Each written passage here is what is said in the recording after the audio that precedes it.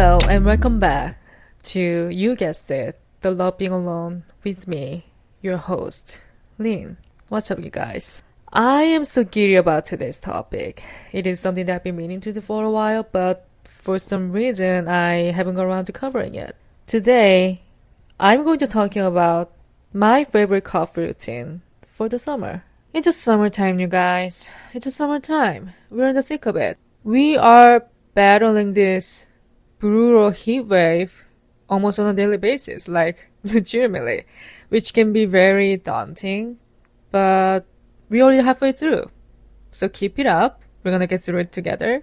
Come to think of it, I feel like I haven't been living it up this summer like I did the summers in the past.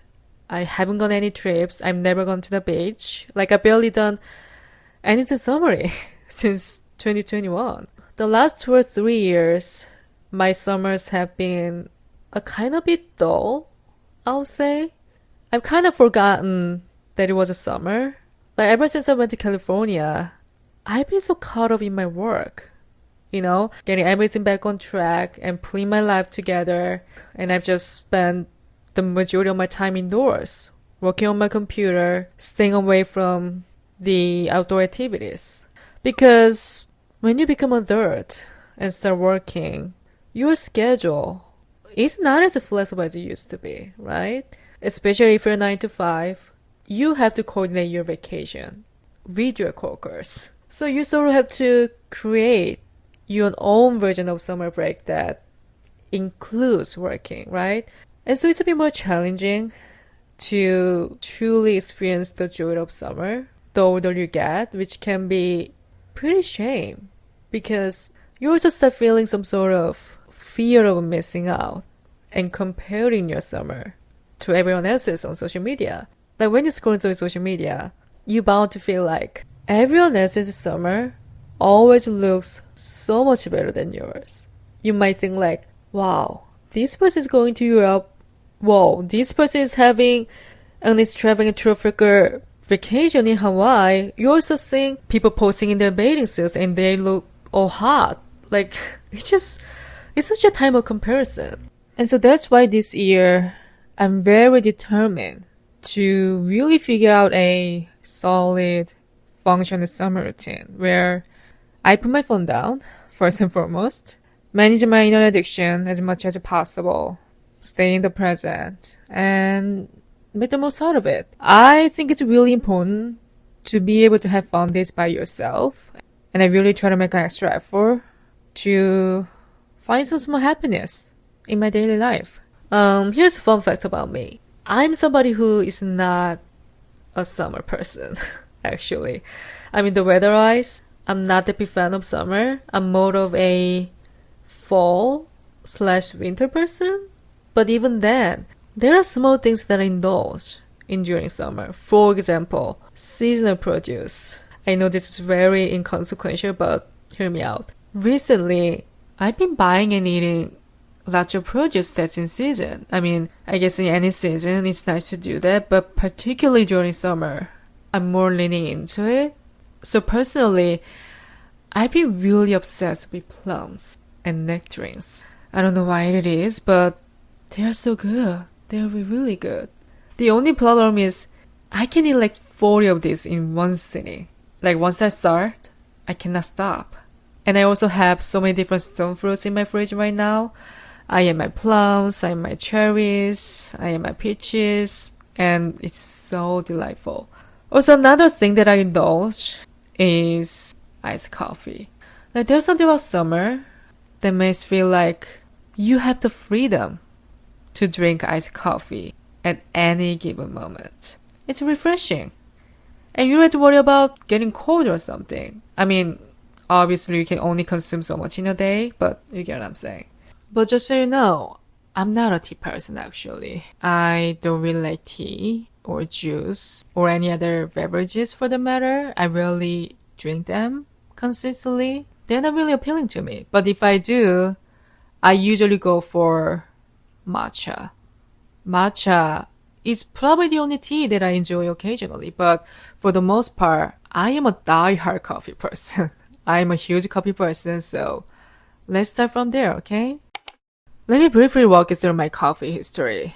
I went through my entire life up until my early 20s without having a single cup of coffee because my mom never let me drink. She was very strict about caffeine consumption, which I find totally understandable. I mean, consuming caffeine, especially if you're teenagers, it's not good. It's not good for your body since it's very addictive and could lead to dependence, right? I mean, understandably so. However, I've always been tempted to try coffee because the smell is incredibly appealing. Like when it comes to the best aromas in the world, I'll argue that coffee ranks in the top 3, in my humble opinion. So anyway, when I was a child, whenever my mom and grandma took a coffee break, they always had an instant coffee, Korean instant coffee from Maxim. If you're Korean, you know what I'm talking about. Like there's something about the smell of an instant coffee that's so addictive. I mean, it's so addictive. I literally die for. So whenever they were having coffee, you know what I did? I would purposely circle around them to sneak a sip from my grandma's cup while my mom was got distracted. Because as I mentioned, my mom didn't allow me to try coffee, but my grandma, like most grandmas in the world, was very generous. You know how grandmas are. They always go easy on their grandchild, right? So basically, I was sitting next to my grandma while they chatted, and when my mom got distracted for a moment, I'll quickly sip a coffee from my grandma's cup, then put it back and act like normal. It all happened in a split second, and I thought I was getting away with it, but looking back, there's just absolutely no way she didn't notice. Long story short, I've always been intrigued by coffee since I was a child. That's when my relationship with coffee began. But I try to be as patient as possible until I become an adult, so I can enjoy it freely, without any guilt. Over time, I think I've gone through so many transitions in my coffee preference. In retrospect, I didn't have a solid preference for coffee taste. I would just, see what other people are drinking and follow them. Like if one of my friends ordered an iced americano, I would be like, oh, that's cool. Can you make it a bit? Like that's what I did. You get what I'm saying? So it's safe to say that I didn't have a spine. But as I got older and traveled a lot, my coffee taste has evolved a lot, and slowly but surely, I've started to solidify my own coffee preference. But one thing that stuck with me is that I like strong coffee. I've always really liked strong coffee. Actually, one of my biggest pet peeves is coffee that's watery, okay? I personally am drawn to the flavor that's less sweet and more coffee forward. So if it's too milky or too watery, out of here. So as a coffee lover, if not a coffee connoisseur, I'm self-proclaimed by the way, I'm literally self-proclaimed. I just am so excited to dive into it. But just a reminder, everyone has different tastes, everyone has different preferences. However, if you're a coffee drinker, if you're a coffee lover, if you're a coffee aficionado, I'm pretty sure you'll enjoy this episode and maybe get some inspirations. So without further ado, let's take a ride into the coffee world.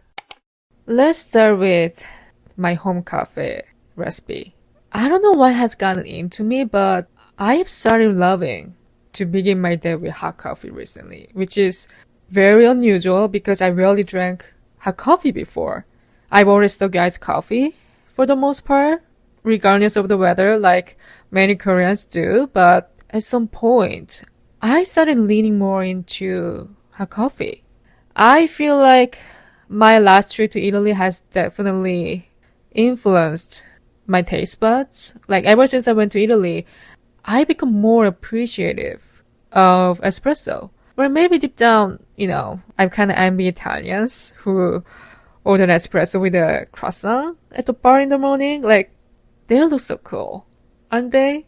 So I don't know, I just feel like I got inspired by them because I've never really been that person. And it's taken a level of courage to get there, to get familiar with an espresso since it's way too strong and kind of out of my comfort zone. I mean, it's a work in progress, right? It's a work in progress. So it's taken quite a bit of trial and error to get to a place where I can fully implement into my coffee routine. But now I'm becoming that person. And wow, thank God.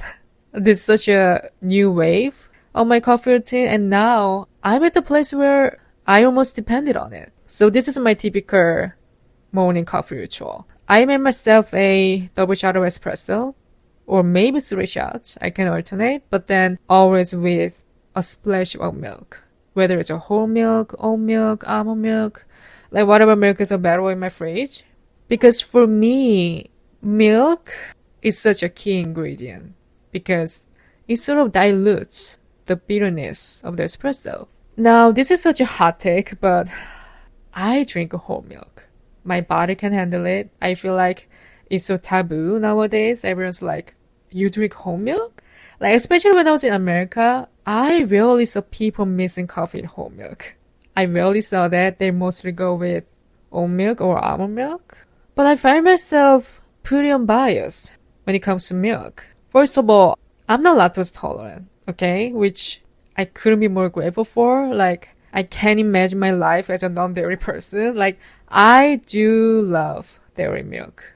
I grew up in a dairy household, but I also do enjoy non-dairy milk as well. I'm very open to pretty much every type of milk. So when I make myself an espresso, I use my mocha pot every single day, which I've already mentioned in a previous episode. Go listen to that if you want. It's called my weekend routine, I guess. But here's the thing. I recently found some hacks on YouTube that many baristas suggest using boiling water to brew faster and better, which I didn't even realize until recently. I used to put in cold water or sometimes even tap water because I'm such a lazy gal, but my bad. I didn't acknowledge that. So now I use boiling water. I put boiling water in the bottom chamber, then add the ground coffee into the basket. Don't press down, by the way. I don't press down. And then secure the top and put it on the stove. Then once the mocha pot makes a hissing sound, immediately take it off the heat and pour into a glass. And then, like I said, I add some milk. I add some splash of milk, and that's it. That's how I make my espresso. Next, once I finish my espresso, I move on to my second round. The second drink of the day that I stick to, particularly during summer, is a cold brew. I think I'm either an iced latte person and cold brew person. I like both of them equally. Well, not exactly equally, but I do enjoy both of them. But there's something about cold brew that's so summery and refreshing, which is why I like the most. Now, you might wonder, Lynn, what is the difference between tastes? What's the flavor difference between regular coffee and cold brew? Well, based on my experience, I feel like cold brew is more chocolatey and it's more acidic. I don't know, it's more zippy. I feel like I'm getting more caffeine, even if that's true or not. I assume the acidic flavor is really hit or miss for many coffee drinkers because some people prefer low acid, some people prefer smooth. Like, for me personally, I always used to be against acidic coffee. It just doesn't align with me. You know, it just doesn't align with my taste. But weirdly, cold brew, I think cold brew is acceptable. I don't know why, but I don't mind the acidness of cold brew. I really don't mind. And see, what I like to do is I like to pre-game my cold brew with a double shot of espresso. So I drink my espresso. It's so cute. It's so romantic. And it's my little morning ritual. Then, half an hour later, I go and make a cold brew. When my espresso in hand, it's it feels like I'm happy, I'm peaceful. But the second that I have my cold brew, that's when the power begins. That's when things start moving, right? I'm in power mode, I'm in sport mode, I'm in go mode. I'm ready to raise my voice, okay? So when I record my podcast, I normally set up my drink session. I mean, as I should, I have to constantly sip on water to avoid dehydration while I'm talking. Also, I have to make sure my coffee sits next to me with my water side by side so I can get a little caffeinated to fully lock in. You get what I'm saying? I gotta bring my A game here. This is not a joke. I tend to my podcast very seriously. Like, I have to fully concentrate it. So that is my current drink setup. When I make myself a cold brew, I normally use a cold brew concentrate. And let me tell you, I do love cold brew, but I don't like making it. You know, I don't like making from scratch. I'm not into that. Like, I'm gonna be real honest with you guys. There's a lot of things I'm good at, but I sincerely don't even know how to press cold brew. I mean, it's more or less I'm not trying to teach myself. You get what I'm saying? I find myself a lazy coffee drinker, which is part of the reason I use a mocha pot instead of actual coffee machine. But one thing that shames me the most when it comes to cold brew is that when I was in LA, there are so many cold brew options out there. Like whenever I went to the grocery store, they had cold brew coffee bags, store-bought cold brew can. Like there are tons of options available. Whereas in Korea, the options are relatively fewer. We don't have that many varieties, right?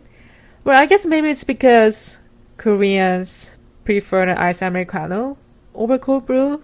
Like, I don't know, I'm not so sure about that, but for a cold brew person, the cold brew concentrate is arguably the easiest way to make cold brew at home.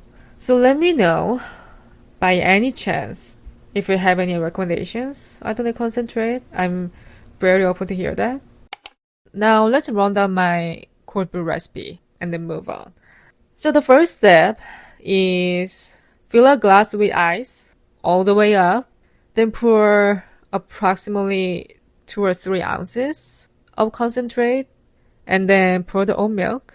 Then, final touch, I add some condensed milk for a slight kick of sweetness. The condensed milk, specifically, is a key ingredient because it really elevates the flavor and really goes well with coffee. Like, there are so many options for your sweetener. Like, you can truly use anything else. You can use simple syrup, vanilla syrup, creamer, sugar, whatever you prefer. But if you want a bit of thickness, I can guarantee you can't go wrong with condensed milk. So yeah, that's how I make my cold brew latte at home. Now, let's turn to my coffee order at a coffee shop. What I normally order, what my go-to drink is, and what my coffee order says about me, etc. I actually don't often branch out my coffee drinks. I usually stick to what I like, which is a nice cold brew latte or vanilla latte. So it's not very contextual or seasonal. Like, I'm not going to try new things at Starbucks, like a frappuccino, mocha, or smoothie. See, I don't even know. For me, it's just a nice little cold brew latte. That's like my default safe order. Like, it's my safe order if I know I need caffeine and don't really want to mess around with ordering like coffee or espresso. And it's also my for here order. So if I'm going to be studying or working somewhere, that's the drink that I want sitting next to me the whole time. Now I all of a sudden miss sitting at a coffee shop and working at a coffee shop so much. I mean, you know the feeling? When you go to a coffee shop and you're like, oh, it's so nice that I can hear, I can't wait to study. And then you're just scrolling through Instagram for 4 hours and you didn't get anything done. Honestly, there's something about the concept of studying at a coffee shop that's a little distracting. You know, it's really hard to focus. Essentially, you are paying for the coffee and free internet, right? You're basically paying for the seat to stay on your phone while your laptop is on the table and you just pass the time.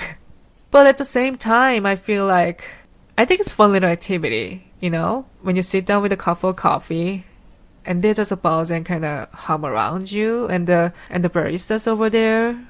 I mean, it's a little fun activity. Speaking of, I kind of like to weigh my thoughts on Starbucks real quick. I mean, it's hard not to discuss it, right? Since they're maybe the genesis of all coffee chains in the world. I honestly am not a big fan of Starbucks.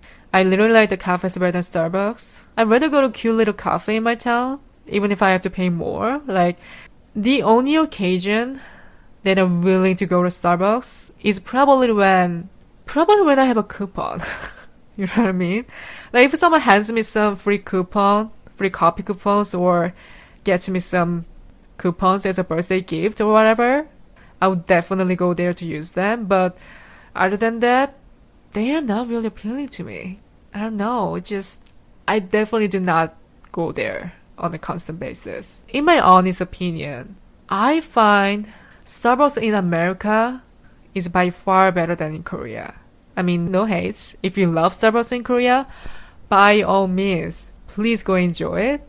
But I think when it comes to variety, options, and even flavor for the matter, they are unmatched. I mean, maybe it only makes sense since Starbucks is originally from Seattle, but Starbucks in Korea, I don't know. They need to step it up. What is so great about Starbucks or any other coffee shop in general in America is that they have tons of milk options. They have whole milk, 2% milk, heavy cream, half and half, vanilla sweet cream, soy milk, coconut milk, and macadamia milk, hemp milk. You have plenty of options that you can customize, which can be so delightful. The other coffee that I ordered at a cafe is definitely an iced americano or hot americano. It really depends on the season. But here's the problem. With an iced americano, a lot of times, they don't make it right. And I mean, listen, I'm not a trained barista. I don't make the perfect americano. I don't make the perfect latte. But a lot of times, when you order an iced americano at a cafe, they add water first and don't put enough espresso in. And then when you get the drink, it's kind of watery. It tastes like water. So every time I order an iced americano, I have to get an extra shot of espresso so that my drink doesn't taste like water. The way I like to make an iced americano might be a little controversial, but here's what I do.